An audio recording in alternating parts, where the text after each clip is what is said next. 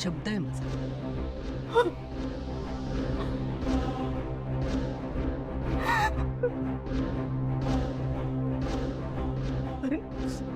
पण तू कशावरून खरं बोलतेस? मी का विश्वास ठेवावा तुझ्यावर? तू आतापर्यंत घरात जे काही केलेस ते बघता कशावरून तू हे सगळं खरं बोलतेस? सांग ना, विश्वास का ठेवू मी तुझ्यावर? विश्वास ठेवावाच लागेल. तुम्ही केदारनं शोधलं सापडला का? नाही ना, कारण केदार कुठे आहे ते कोणाच्या बापाला समजणार नाही, पोलिसांना सुद्धा नाही. कारण केदार कुठे आहे हे फक्त मला माहिती आहे. टेन्शन घेण्यासारखं काही नाहीये ना. हो, मी सांगतो. काकू अगदी योग्य वेळी रूमच्या बाहेर पडली विरोचकाच्या. टेन्शन घेण्यासारखं काही नाही. आज काकूंनी जे काही धाडस दाखवलंय त्याचं कौतुक करावं तेवढं कमी आहे. आपल्यासाठी खूप मोठा धोका पत्करलाय त्यांनी. कारण तिला सुद्धा माहित होतं हा ध्वज मिळणं आपल्यासाठी किती महत्वाचं आहे ते. विरोचक म्हणाला होता की ह्या ध्वजावर त्याच्या मृत्यूबद्दल लिहिलंय. पण मग काहीच दिसत नाहीये.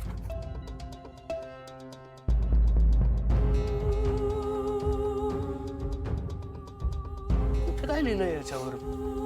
काहीच लिहिलं नाही. असं असूच शकत नाही. काहीतरी लिहिलेलं असणार. हे बघा, एका बाजूला विरोचकाचं चिन्ह आहे, एका बाजूला देवी आईचं चिन्ह आहे. आपण तेव्हाही शोधायचा प्रयत्न केला होता आणि आजही ह्या ध्वजाचं गूढ आपल्याला उकलत नाहीये. ध्वजाचं हे गूढ लवकरात लवकर उकलायला हवं.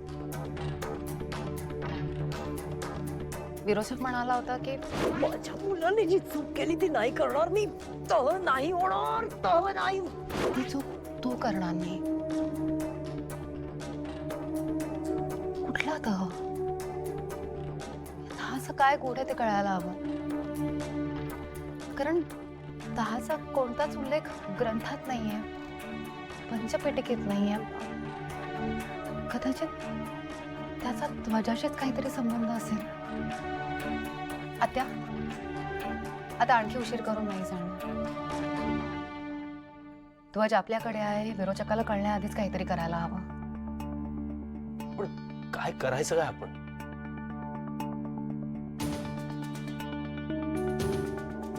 हा ध्वज आपल्यापर्यंत देवी आईनेच पोहोचवलाय आणि आता पुन्हा एकदा देवी आईनेच आपली मदत करून आपल्याला या ध्वजापर्यंत पोहोचवलं. मला असं वाटतं वाघोशीला जाऊया, देवी आईच्या देवळात. तिच्या चरणाशी हा ध्वज ठेवूया. कदाचित तीच काहीतरी मार्ग दाखवेल. ठीक आहे, मग आत्ता लगेच निघूयात आपण. पण नाही, आता नको. विरोचकाला संशय येईल. आपण काहीतरी करतोय हे विरोचकाला अजिबात कळता कामा नये.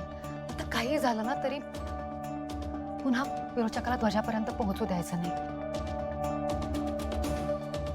एक काम करूया, आता आपण दोघे आज रात्रीच वाघोशीला जाऊया.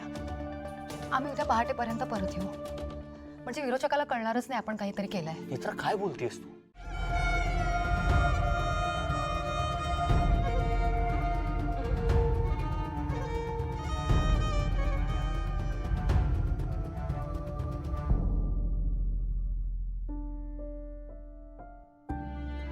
काकू,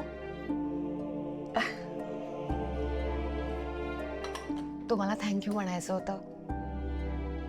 आज तुम्ही धाडसाने जे काही केलंय त्यामुळे आमची खूप मोठी मदत झाली आहे काकू. थँक्यू काकू. नेत्रा, प्लीज मला थँक्यू म्हणून पर्क करू नकोस. तसं नाही, पण बघ नेत्रा, मी तुला काय सांगितलं होतं, या युद्धात माझी काय मदत होईल मला माहित नाही. पण आज जे काही घडलंय ना त्याच्यामुळे या युद्धात माझा खारीचा वाटा आहे हे समाधान मला आयुष्यभर राहील. बरं मला सांग, काम झालं ना? हो. विरोचकाला अजिबात संशय आला नाहीये ना? नाही, म्हणजे मला तरी तसं वाटत नाही. जर त्याला संशय आला असता तर त्याने नक्कीच काहीतरी केलं असतं. बरोबर. बरं मी जाऊन फाल्गुनीताईंना भेटून येते. त्या बराच वेळ त्याला खाली आल्या नाही आहेत. अगं ती फोनवर बोलतेय, माहेरी फोन केलाय, मस्त रमलीये. हो का? बरं मग मी थोड्या वेळाने जाऊन त्यांना भेटूनच येते. हो. मी आलेच. नेत्रा,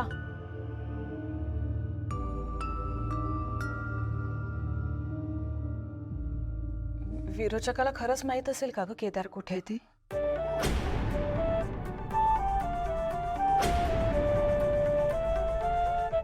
केदार काका?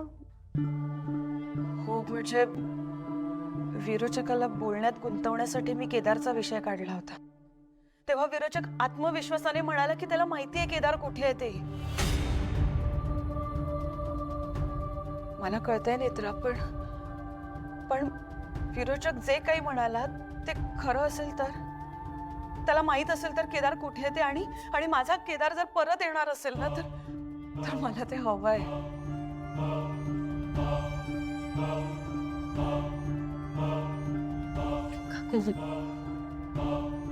केदार काका जर परत येणार असते ना तर ती जगातली सगळ्यात चांगली गोष्ट असेल.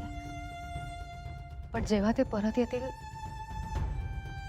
तेव्हा ते विरोचकामुळे नसेल, देवी आईमुळे असेल. काकू तुम्ही असा विश्वास नका ठेवू विरोचकावर. आपल्याला खूप महागात पडेल ते. तुम्ही प्लीज विरोचकाच्या बोलण्याकडे दुर्लक्ष करा. आणि तुमचा देवी आईवर विश्वास आहे ना? आहे ना विश्वास? मग देवी आई सगळं व्यवस्थित करेल. हं?